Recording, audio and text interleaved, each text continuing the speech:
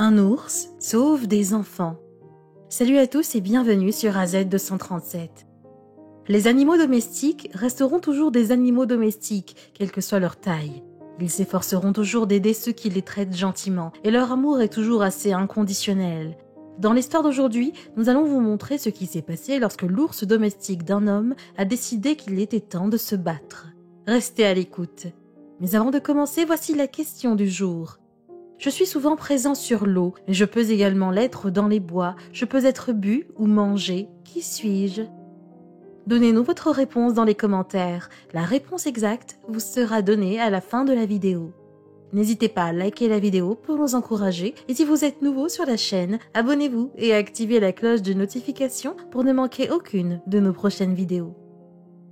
Larry Adams était un vieil homme qui vivait dans le nord-ouest du Wyoming. Il y avait vécu la majeure partie de sa vie, car il avait passé 75 ans comme garde forestier dans la forêt, empêchant les chasseurs et les braconniers de blesser des animaux innocents. Larry aimait beaucoup son travail et était même considéré comme un homme qui ne plaisantait pas. Pour cette raison, la plupart des chasseurs de la ville ne l'aimaient pas. Il ne recevait jamais de pot de vin et ne faisait jamais de compromis lorsqu'il s'agissait de tuer des animaux, ce qui lui valait d'être aimé par les gens qui voulaient aussi la sécurité des animaux dans la forêt. Larry était aussi un homme gentil et avait toujours le temps d'aider les gens quand ils en avaient besoin. C'est aussi grâce à cela qu'il a rencontré une jeune fille nommée Mary Griffins. La jeune fille aimait bien l'homme car il s'assurait toujours de lui rapporter quelque chose de la forêt. Certains jours, il s'agissait de délicieuses baies, tandis que d'autres jours, il lui donnait simplement d'autres fruits qu'il savait qu'elle aimerait. Elle ne vivait pas loin de Larry, elle était même sa voisine. Les deux étaient assez proches et les gens ont même commencé à penser que Mary était la petite fille de Larry. Larry et Mary semblaient aussi aller de pair, car Mary aimait aussi l'appeler grand-père. Un jour, après son retour de la forêt, Larry a appelé Mary pour qu'elle vienne, lui disant qu'il avait une surprise pour elle. Sachant qu'il était allé dans la forêt, Mary pensait que Larry avait apporté ses cadeaux habituels pour elle, mais ce n'était pas le cas, car ce qu'elle allait voir allait la choquer. Lorsqu'elle arriva à la maison de Larry, elle vit un petit ourson assis sur le porche et comme elle avait très peur, elle faillit s'évanouir à cause du choc. Mais Larry était là et il réussit à la calmer. Il lui présenta l'ourson en lui disant qu'il l'avait vu en revenant de la forêt. Des chasseurs avaient tué sa mère et Larry l'avait vu allongé à côté de celle-ci, pleurant abondamment. Soudain, Mary eut pitié de l'ours et dit à Larry qu'elle aimerait vraiment qu'il garde l'ours. Et même si c'était quelque chose qu'il avait prévu de faire dès qu'il a vu l'ours, il l'a confirmé à nouveau à Mary. Presque comme si l'ours écoutait quand Larry parlait de son histoire, l'ours commença à pleurer et Larry s'approcha pour le réconforter. Il alla ensuite à l'intérieur et sortit du lait et du pain pour que l'ours puisse manger. Et sans aucune hésitation, l'ours mangea la nourriture assez confortablement. C'est ainsi que l'ours fit partie de leur petite famille et devint un animal de compagnie pour Larry et Mary. Larry appelle l'ours Teddy, du nom d'un de ses anciens collègues. Le temps est passé très vite et Teddy a atteint la taille d'un ours adulte. Bien qu'il était déjà très grand et qu'il était devenu un prédateur, Teddy restait calme, ne causant aucun problème et semblait simplement heureux de vivre avec Larry. Parfois, on pouvait même voir Teddy sauter partout et jouer avec Larry. L'ours était également très attaché à Mary, et même si elle était effrayée au début, elle semblait avoir beaucoup d'affection pour lui. Elle plaisantait même toujours avec Teddy, l'appelant son protecteur, parce que l'ours était toujours prêt à être là pour elle, et aussi prêt à s'occuper de n'importe quel animal ou n'importe qui voulait lui faire du mal. Les trois ont continué à vivre heureux sans aucun problème. Une chose, cependant, c'est que Larry était préoccupé par le fait qu'il n'avait jamais vu un garçon avec Mary. Cependant, il supposait qu'il était impossible qu'elle n'ait pas de petite amie et qu'il attendait avec impatience son mariage pour pouvoir la conduire à l'hôtel puisque la jeune fille n'avait plus de parents. Peu de temps après, Larry allait réaliser ce qui se passait réellement dans la vie amoureuse de Mary. Un jour, lorsque Larry revenait de la forêt, il vit Mary en train de pleurer au sol et Teddy debout à côté d'elle, l'air confus, comme s'il ne savait pas comment la réconforter. Lorsque Larry lui demanda ce qui s'était passé, elle lui dit que son petit ami avait rompu avec elle. Même si c'est une triste nouvelle, Larry s'empressa d'essayer de la réconforter, lui disant de ne pas s'inquiéter. Cependant, il apprit alors que Mary était enceinte, ce qui le choqua. Bien qu'il soit choqué ou surpris, le vieux garde forestier proposa tout de même son aide à Mary, lui promettant qu'il sera là pour son enfant et pour elle aussi. Teddy semblait également heureux de la nouvelle, car il continuait à sauter et à jouer avec Mary. Le petit ami de Marie était un garçon nommé David Harris et les deux sortaient ensemble depuis un certain temps. Bien qu'il aimait Marie, sa mère, Rebecca Harris n'approuvait pas leur relation.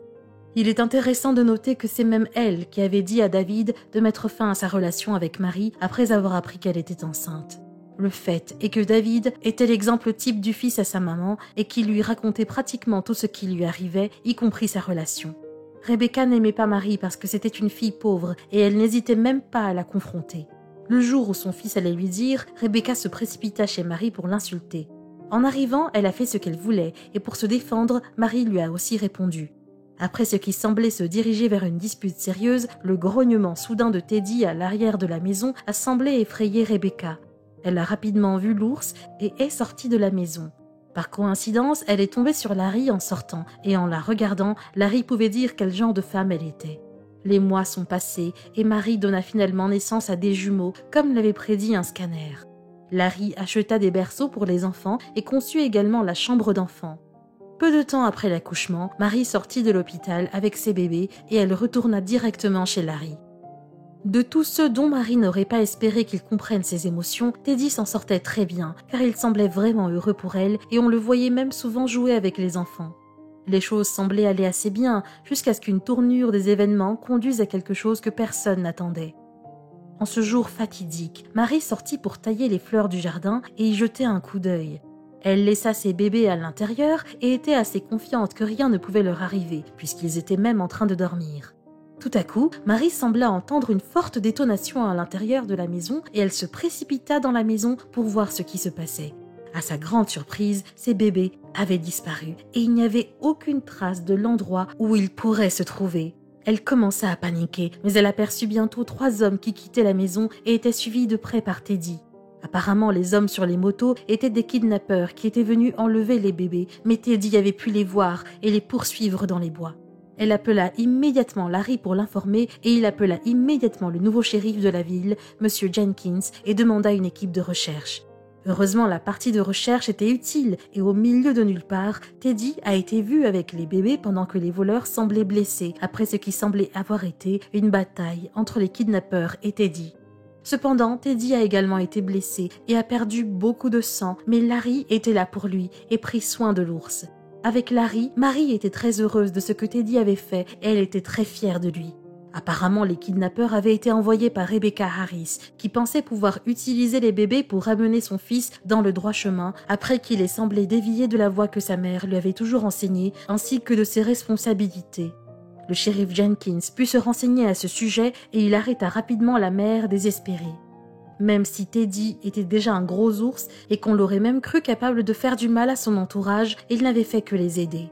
Il se remit rapidement des blessures qu'il avait subies lors de la bataille contre les kidnappeurs et Marie eut également de la chance car le shérif Jenkins, qui avait toujours eu un faible pour elle, l'invita à sortir avec lui dans l'espoir de mieux la connaître et de vivre une vie heureuse avec elle comme épouse.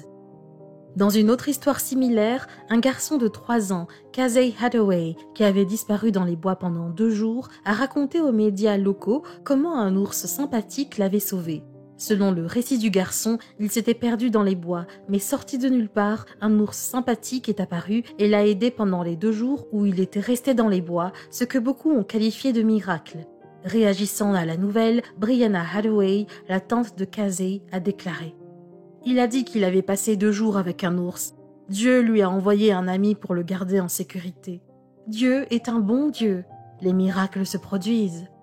Même si l'on ne sait toujours pas ce qui est arrivé au garçon, le fait qu'il ait passé plus d'une nuit seul dans les bois est assez incroyable. Quelle est votre opinion au sujet de cette histoire? Dites-le nous dans les commentaires. Et maintenant, la réponse à la question du jour. De la mousse. Bravo à tous ceux qui ont trouvé la bonne réponse. Nous voici arrivés au terme de cette vidéo. Merci de l'avoir regardée jusqu'à la fin. Surtout, n'oubliez pas de la liker et de la partager autour de vous. À très bientôt sur AZ237.